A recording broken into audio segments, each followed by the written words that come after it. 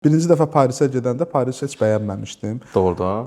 Belə biz gedən vaxtlar özdə biraz pandemiyadan əvvəlki vaxt idi. Avtomatlı polislər, belə ümumiyyətlə çirk, pisçovlar,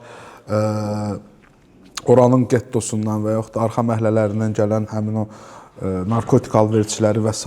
şəhər məni sıxmışdı bir növ belə çirkli və s. Amma qayıdandan sonra mən baxdım ki, getdiyim şəhərlər arasında ən çox Paris üçün darıxıram. Maraqlıdır.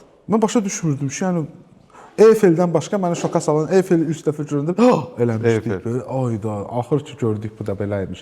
Özdə belə qara bizim təsəvvürümüzdə, filmlərdə də qara adam əslində qızılı rəngdir. Doğrudan. O da adam belə bu qızılı deyil də. Tam fərqli bir şey mən qarşılaşdım belə rəng olaraq deyirsən. Belə amma sonra ikinci dəfə Parisdə olanda mən Parisi sevdim. Başa düşdüm. İndi daha belə sakit dövrüdür. Artıq kriminalla mübarizə aparılıb, bir növ belə sakitləşdirilib, şəhər avtomatlı polis və s. görmürsən. İndi Parisi daha çox sevdim. Sakitçiliyi, o arxitekturası, romantikası, bəli, muzeyləri çox qəşəngdir.